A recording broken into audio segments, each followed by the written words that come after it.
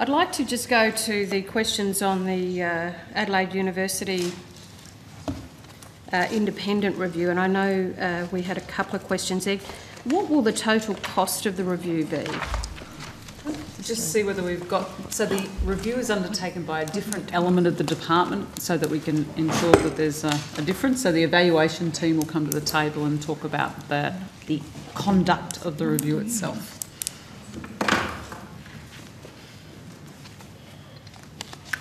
I'm sorry, hello. I can't see your name behind the... sorry. Yeah, thanks, Mr Steadman. Rob Steadman, Acting Group Manager, Data and Evaluation. Let's just run to the... So the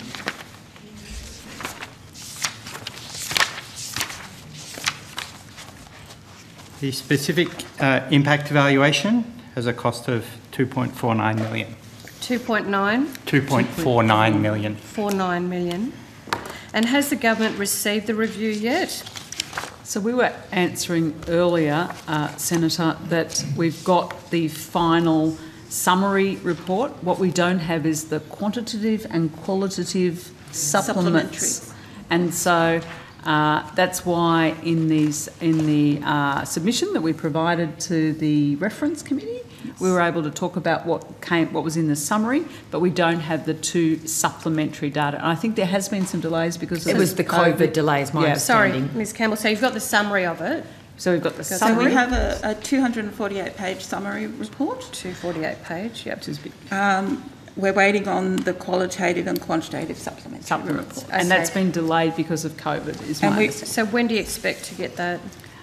Well, I'm asking quickly. So the final draft of the qualitative supplementary report was received by the department on 27th of October, so we just received it with the department.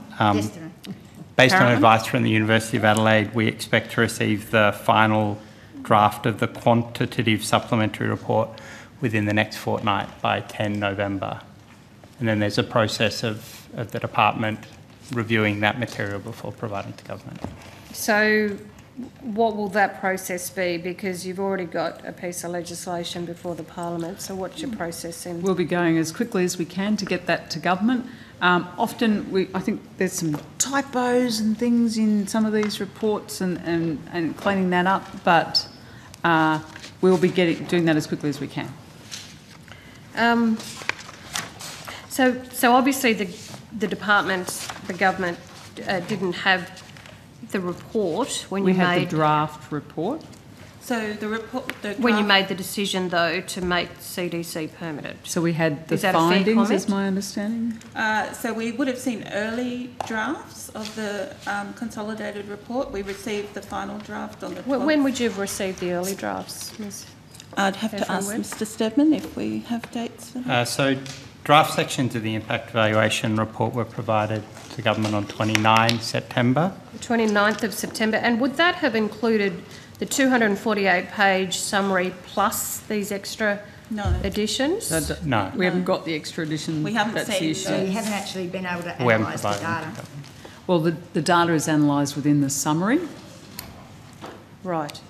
So you've But seen it's 224 pages, so it's pretty It's 224 or 248? I'm sorry, 248. Yeah. Okay, so you've seen the 248 draft pages on the 29th of September, and on that basis you made the decision?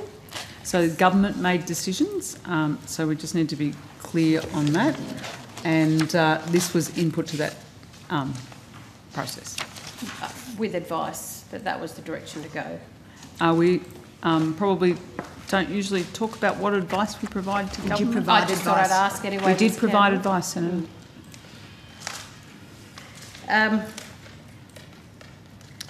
So if you saw the draft on the 29th of September, would your advice have gone Budget was the 6th of October. Would your advice have gone to government not long after from that? Well, I don't think we've got the exact dates we provided advice, and we probably provided advice before that on initial findings from... Yes. So this wasn't the only time we received input from the University of Adelaide, was it? So we've had they've provided series of chapters over the course of several months. Yeah, several months. Yep. Yeah. Sorry, So- what was over several months? So chapters of the report. So as they kind of completed a chapter. So you had the completion by the 29th? Yep. Yes. Okay. We've seen drafts of 29th chapters. 29th of September, sorry, and then the budget was announced on the 6th of October. Yes. But the evidence we're providing says that we've got chapters before the 29th of September. And do we have some dates? Yeah, so we got a draft of the quality supplementary report from 19 July 2020. Yep. So we've had draft chapters for some time.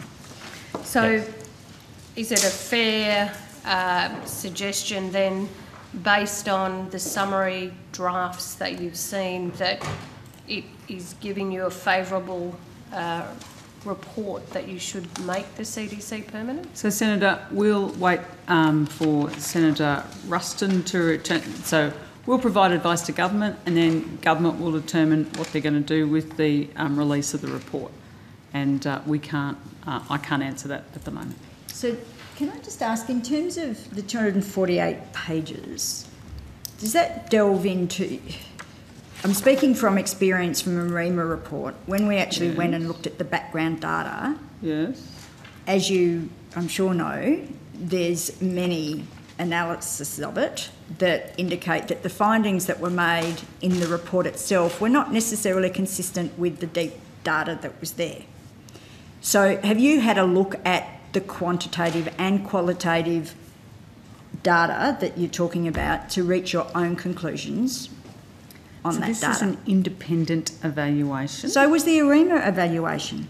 So I thought after that evaluation we had worked hard to find a university who had independent ethical framework and standards. I'm not sure whether I haven't personally seen the drafts of the supplementary reports. Have you guys seen the supplementary? Yes, we have. They've seen it?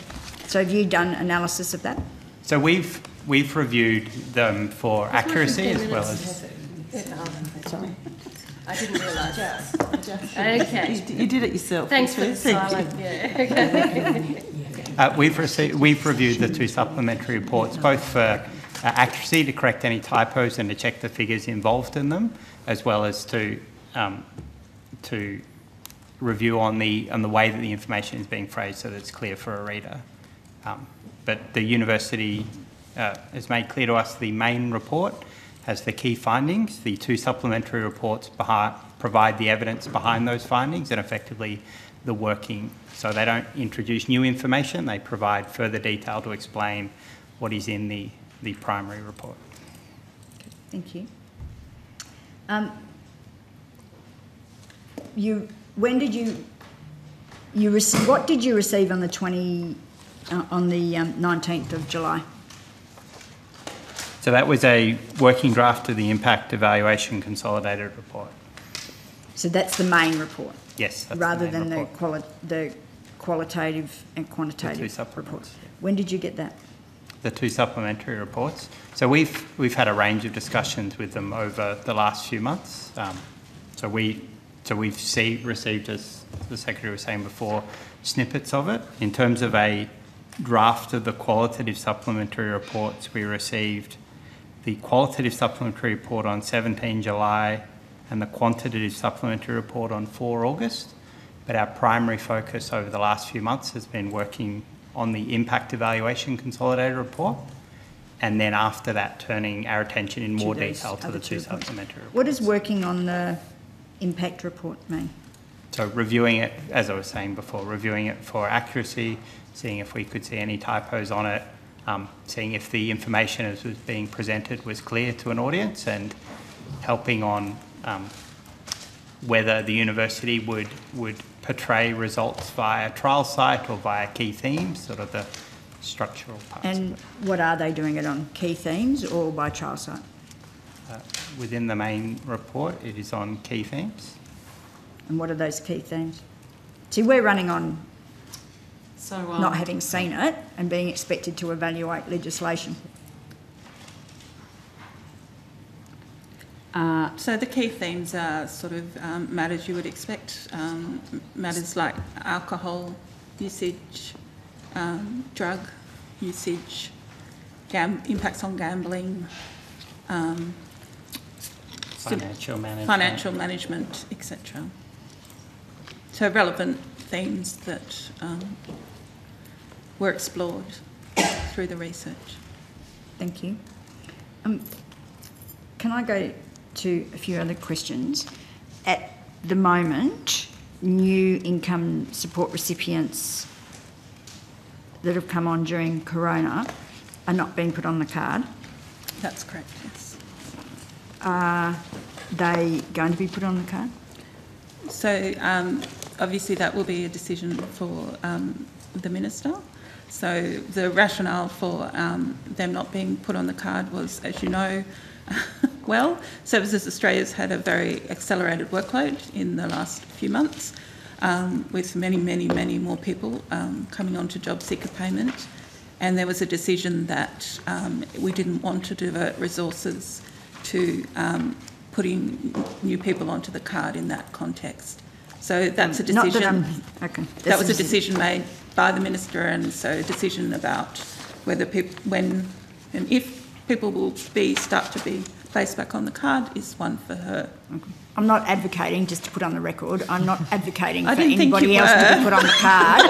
But I think people that are currently on the card that have lost their jobs through no fault of their own are then subjected to this card.